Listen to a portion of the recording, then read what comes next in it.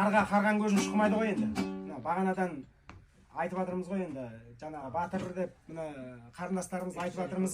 Бірақ енді төбесіне алтын құйып қойсаң да шаңыраққа ие болып қалатын ұлдың аты ұл ғой шіркін қашанда дейді. Осылардың бас көз болып, осылардың қорғаны болып, әйтпесе бір өзі ең далада атпен жүру қайда.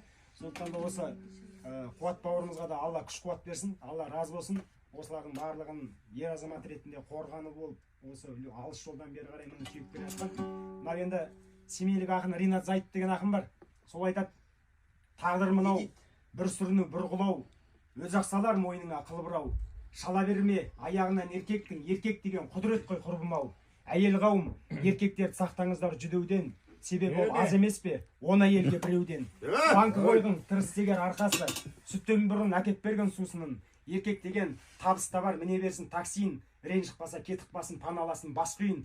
Көңілін тап еркектің, өзін шешкін галстугімен нас киін. Еркек деген қырындайды қыздарға, қыз бар жерде қырындауға қызғанба. Қызғаныштан күйіп жаны бөртенсін, іш сыртымен алды мола мұзғауына. Еркек деген еркек халық сері ғой, іш баса шетінен тентек, жынды пері ғой. Олар қанша жынды тентек болса да, өз төсегі оралатын жері ғой. Еркек деген данышпанда кемеңгер, сен өзіңді ылғи еркектерден төменгөр. Еркек деген сарыарқаның сайғағы, сен емессің тұсап оны көгендер. Ашуланба, жолданбағың тыныш бол. Еркек қанша мықты сері десек те, бір-ақ рет мұртсынатын хрусталь. Еркек деген қызғышының арманы, соған түсер тіршіліктің салмағы. Еркек сенің тауып алған балаң емес зіркірер. Еркек сенің отаның мен ошағыңның қорғаны дейді. Отаның мен ошағыңның қорғаны.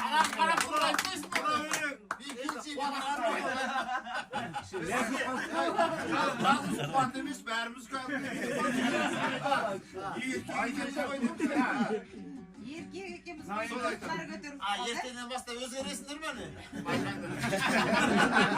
Жеңдерің шығып кетіп қазір бүйтіп тұрсыңдар. Камераларын жарылқап жүрмесін байқаңдар. Мынау енді қазанымыз оттан түспесін, азаматтар аттан түспесін, іргесі аман болсын, бейбітшілік заман болсын. Осы қазақ атқа қонып отыр ғой. Кезінде Бұхар бабамыз айтты ғой: білекке сүйенген заманда ешкімге есе бермедік, білімге сенген заманында қапы қалып жүрмейік деп. Ат үстінде жүрген кезде ата бабамыз мықты болды ғой. Ат үстінде жүрген кезде ақ білектің күшімен, ақ найзаның күшімен осы ұлан ғасыр жерді қорғап кетті. Қазақ қалай аттан түсті, әлсіреп қалдық.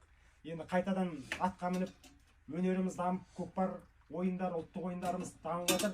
Шет жағасын бағана көріп те қалды, теңгелеу, көкпар дегендер. Осыны енді тағы да осы қазақ еліне шабыт болып, сонау қаншама жерден атпен келе жатқан, осы үрдісті әрмен қарай жорықты жалғастырып келе жатқан осы ат үстіндегі жас жұбайларға Алла разы болсын сіздерге. Қазақтың салт дәстүрін дәріптеп, осы ел мен елді байланыстырып, ауыл мен ауылды байланыстырып, осы қонақжайлықты қаншама қазақтың бір жақсы ұмыт болып баратқан салт дәстүрін қайтадан жаңғыртып жатырмыз. Көптен бері қосылмай жүрген басымыз қосылып жатыр, міне ән думан шырқалып жатыр. Сондықтан да осының барлығына себепкер әрине сіздер. Сондықтан да Алла күш қуат берсін сіздерге. Енді Асеко қай өлеңді айтқысы келіп отыр? Өз елім деген бар ма?